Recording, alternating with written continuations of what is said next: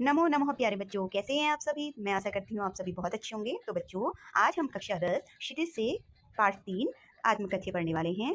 तो बच्चों, आत्मकथ्य कविता को शुरू करने से पहले हम कवि के बारे में जान लेते हैं। तो इस कविता के जो कवि हैं उनका नाम है जयशंकर प्रसाद जी। इनका जन्म 1889 में वाराणसी में हुआ। काशी के प्रसिद्ध क्वींस कॉलेज में इन्होंने पढ़ाई की, परंतु स्थितियां अनुकूल न होने के कारण 8वीं कक्षा के बाद यह विद्यालय नहीं जा पाए। इसके बाद इन्होंने घर पर ही अध्ययन किया, संस्कृत, हिंदी, फारसी भाषाओं का अध्ययन किया। छायावादी कवियों में इनका प्रमुख स्थान है। सन 1937 में इनका निधन हो गया। तो बच्चों, इनकी कुछ प्रमुख कृतियां हैं जैसे चित्राधार, कानन कुसुम, झरना, आंसू, लहर, कामायनी आदि। तो बच्चों, आज इस कविता को हम पढ़ने जा रहे हैं। यह कविता है जब प्रेमचंद्र के संपादन में हंस पत्रिका का संपादन होता था, तो उसमें एक विशेषांक, एक पेज जो होता था उसमें आत्मकथाएं छपती थी। तो बहुत सारे मित्रों ने जयशंकर प्रसाद जी से भी क्या करा, आग्रह किया कि आप भी अपनी आत्मकथा को लिखो, अपनी आत्मकथा को लिखो। परंतु प्रसाद जी सबसे मना करते रहे। परंतु एक दिन उनके जो परम मित्र थे, उनके जो बेस्ट फ्रेंड थे, वो भी उनसे क्या कहते हैं, आत्मकथा लिखने के लिए कहते हैं। तो जयशंकर प्रसाद जी अब लिखने के लिए मजबूर हो जाते हैं, परंतु वो आत्मकथा नहीं लिखते, एक कविता लिखते हैं। आज हम आत्मकथ्य पढ़ने वाले हैं। तो बच्चों, आत्मकथ्य क्या है? आत्मकथा ही आत्मकथ्य है। ठीक है, आत्मकथा क्या होती है? ऑटोबायोग्राफी। जब कोई अपने जीवन का संपूर्ण विवरण स्वयं से लिखता है तो उसे आत्मकथा कहते हैं, और जब किसी के जीवन का विवरण कोई और लिखता है तो उसे जीवनी कहते हैं। तो बच्चों, आज की हमारी कविता है आत्मकथ्य। अब आत्मकथ्य कविता को हमने लाइन बाय लाइन समझना है, क्योंकि 3 मार्क्स का तो हमारा क्वेश्चन आने ही वाला है। तो चलिए आज की कक्षा को शुरू करते हैं। तो बच्चों, मैं इसमें आपको इसके वर्ड मीनिंग और लाइन बाय लाइन एक्सप्लेनेशन समझाऊंगी, तो आपको ध्यानपूर्वक सुनना है। मधु गुनगुना कर कह जाता, कौन कहानी यह अपनी, मुरझा कर गिर रही पत्तियां देखो कितनी आज घनी। अब इसमें इनम शब्दार्थ देखेंगे। जैसे कि बच्चों, आपने यहाँ पर लिखा हुआ देख रहे हैं मधु। मधु का अर्थ होता है भंवरा, और प्रस्तुत कविता में भंवरा जो कवि हैं वह अपने मन को ही भंवरा कह रहे हैं। ठीक है, अब इन दो पंक्तियों का हम अर्थ समझते हैं। तो कवि इसमें अपने मित्र को जवाब देते हुए लिखते हैं कि जो मेरा मन रूपी भंवरा है ना, यह मेरे से आज गुनगुना कर कहता है कि मैं अपनी कौन सी कहानी लिखूं। कौन सी, अर्थात मेरे जीवन में कुछ भी ऐसा प्रेरणादायक नहीं है जिससे दूसरों को कुछ सीखने को मिल सके। मेरे जीवन की जो कहानी है वो बहुत ही साधारण है। ठीक है, तुम अपने जीवन की ऐसी कौन सी कहानी लिखूं, कौन सी बातें इसमें लिखूं। ठीक है, फिर आगे कहते हैं मुरझाकर गिर रही पत्तियां देखो कितनी आज घनी। जैसे एक पेड़ होता है ना, जब वो सूख जाता है तो उसमें से पत्तियां क्या होती है, मुरझा करके गिरने लग जाती हैं। तो कवि यहाँ क्या कहते हैं कि मेरा जीवन भी जो है वह एक सूखे हुए पेड़ की तरह है, जिसमें से दिन प्रतिदिन सुख जो है वह जाते रह रहे हैं। अर्थात मेरा जीवन जो है सूखे पेड़ की तरह दुखों से भरा हुआ है। ठीक है, अब आगे की पंक्तियां देखते हैं।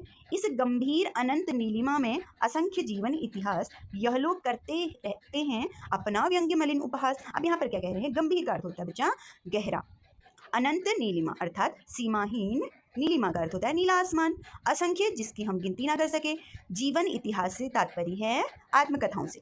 तो इस पंक्ति में कवि क्या कहते हैं, इस संसार में, इस नीले आसमान के नीचे ना बहुत सारे लोग आए और उन्होंने अपनी आत्मकथाएं लिखी। यह लोग, लोग का अर्थ है बच्चा लोग, यह लोग जो आत्मकथा लिखते हैं यह क्या करते हैं, अपना व्यंग्य मलिन उपहास। व्यंग्य का अर्थ होता है कटाक्ष, मलिन अर्थात मैला, उपहास अर्थात मजाक। तो यह लोग क्या करते हैं, अपनी आत्मकथा लिख करके अपना ही मजाक उड़वाते हैं, अपने ऊपर कटाक्ष झेलते हैं। ठीक है, एक तो लोग क्या करने लगते हैं, इनके ऊपर व्यंग्य करने लगते हैं इनकी आत्मकथा को पढ़ करके, और इन पर मजाक बनाने लगते हैं। ठीक है, तब भी कहते हो कह डालू दुर्बलता अपनी बीती, तुम सुनकर सुख पाओगे देखोगे यह गागर रीति। अब दुर्बलता क्या होती है बच्चा, कमजोरी। ठीक है, गागर रीति का अर्थ है खाली। घड़ा, गागर किसको कहते हैं, घड़े को, रीति अर्थात खाली।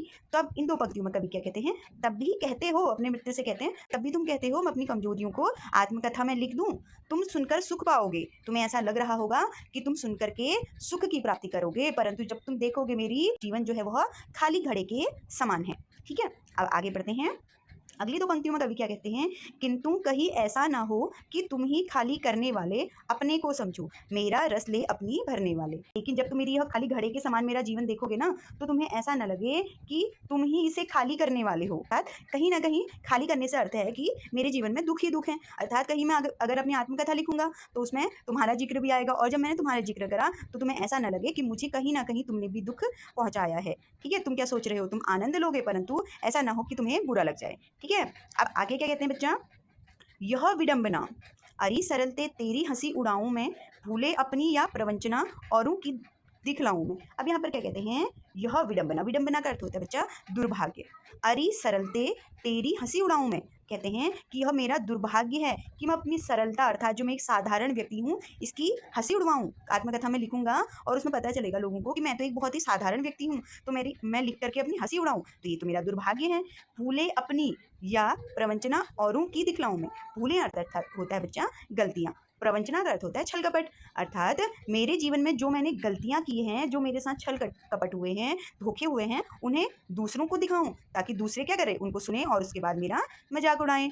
फिर आगे क्या कहते हैं कवि, उज्ज्वल गाथा कैसे गाऊं मधुर चांदनी रातों की, अरे खिलखिलाकर हंसते होने वाली उन बातों की। इसमें इन दो पंक्तियों में कवि अब अपनी प्रेमिका को, अपनी प्रेयसी को याद करते हुए कहते हैं कि उज्ज्वल, उज्ज्वल का अर्थ होता है बच्चा सुख से भरा हुआ या खुशियों से भरा हुआ, ठीक है। मधुर चांदनी रातें आप जानते हो, चांदनी रात। आप क्या कह रहे हैं इस पंक्ति में कि गाथा अर्थात कहानी।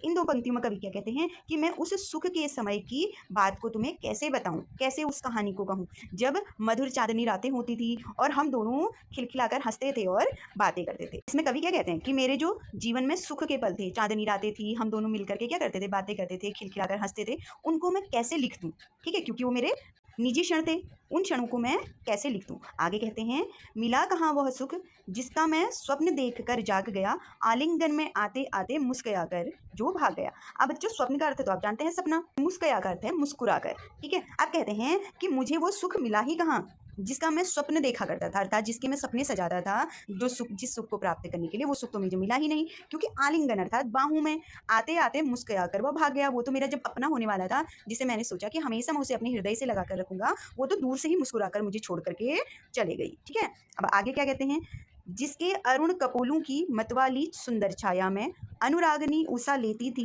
निज सुहाग मधुमाया में। अब इन दो पंक्तियों को समझते हैं बच्चा। अरुण कपोलों का अर्थ होता है लाल लाल गाल, ठीक है। अरुण कपोलों से तात्पर्य है लाल गालों से। सुंदर छाया अर्थात उसकी ही किरणें।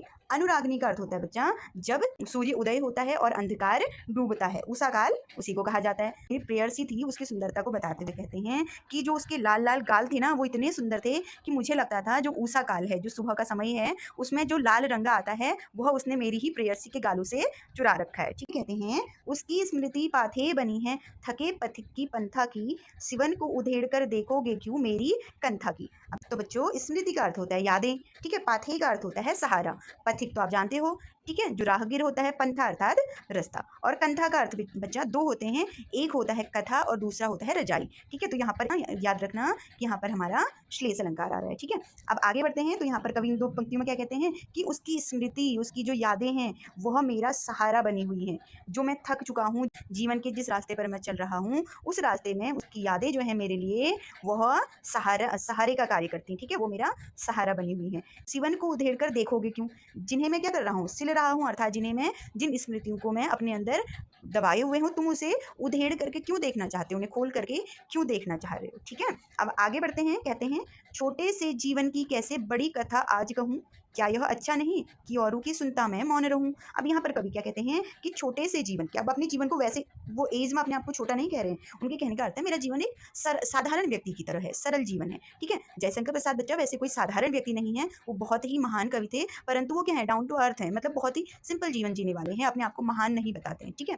तो वो क्या कहते हैं कि मेरा जीवन की जो कथाएं हैं ना, वो बहुत ही साधारण है, उन्हें बढ़ा चढ़ा करके मैं कैसे लिखूं, ठीक है, उसमें ऐसा कुछ विशेष है ही नहीं, तो मैं अपनी कहानी को बढ़ा चढ़ा करके कैसे लिखूं। क्या यह अच्छा नहीं, क्या मेरे लिए यह अच्छा नहीं कि मैं औरों की आत्मकथा को सुनूं और स्वयं मौन रहूं, अर्थात जो दूसरों की आत्मकथाएं हैं उनसे मैं क्या लूं, प्रेरणा लूं और मैं चुप रहूं। आगे कहते हैं सुनकर क्या तुम भला करोगे मेरी भोली आत्मकथा, अर्थात भला अर्थात क्या तुम मेरी साधारण आत्मकथा को सुनकर के लोगों के लिए कुछ भला कर पाओगे, अर्थात लोगों को इससे कुछ प्रेरणा मिलेगी, ऐसा बिल्कुल भी नहीं है।